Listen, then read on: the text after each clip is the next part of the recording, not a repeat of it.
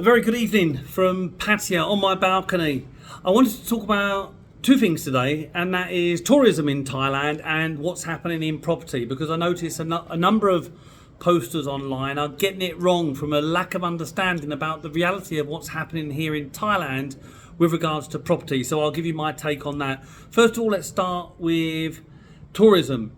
Something that I try and keep my finger on the pulse, because some of my business interests include hospitality, and so it's also good for me to look at the trends and forecasts for the year to help me plan what will really happen.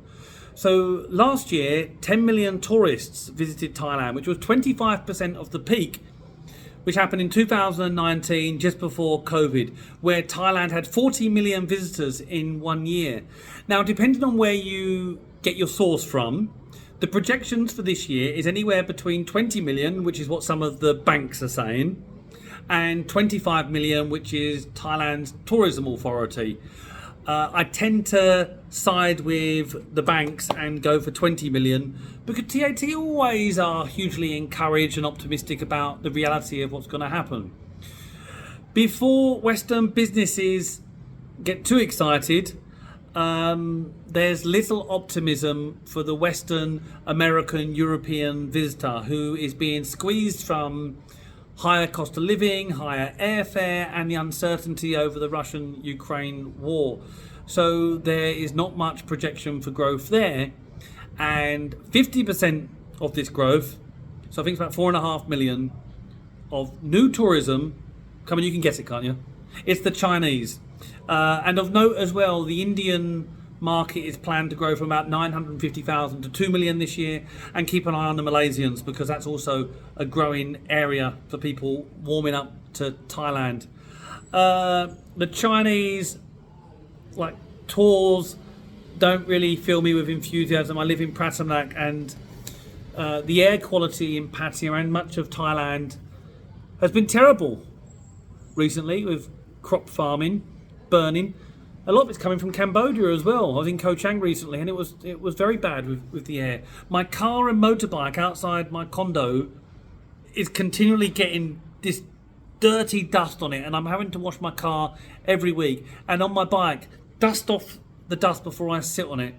So when these coaches come back from Chinese tourism, when they come up onto Pratamnak viewpoint, I remember in 2019 driving 1 kilometre and counting 40 coaches.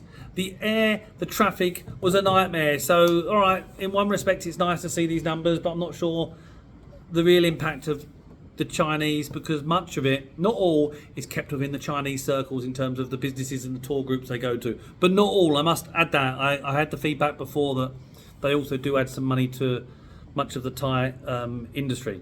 Okay, property now. You might have noticed that I've started to add more property vlogs. I don't want to saturate the Dan About Thailand platform with this, but I know whenever I do property, one, it's interesting on a commercial level for me in terms of the ability to make money. Come on, I'm just being honest, and I wish more people would. I see nothing wrong, as long as I'm being open with saying, look, this takes me time and effort to do that. Why can't I make a little bit of money? And also a service as well, because I think there's an opportunity to sell property slightly differently. And vlogging is a wonderful way of sharing insider property. And if you're curious anyway, I'll only vlog the properties that I think are sellable and interesting, so don't expect me to do everything. But I've also created another Facebook page called Dan About Thailand Property, so if you are interested, go and join that now, and it means that I won't overload the main page, so don't worry.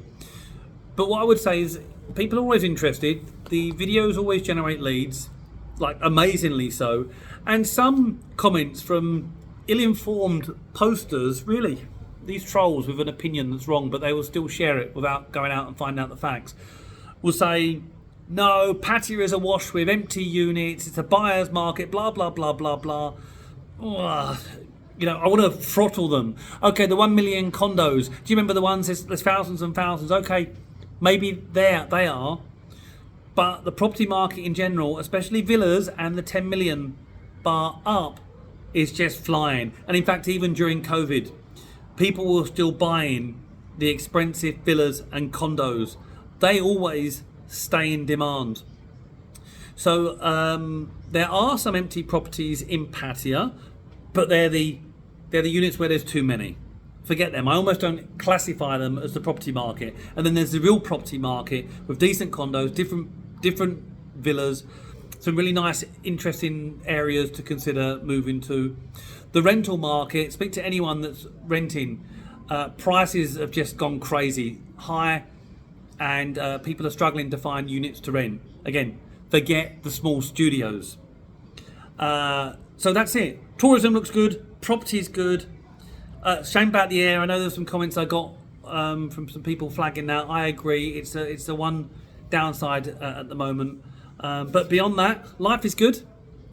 Wish you a good day. All the best. Keep safe. Down about Thailand.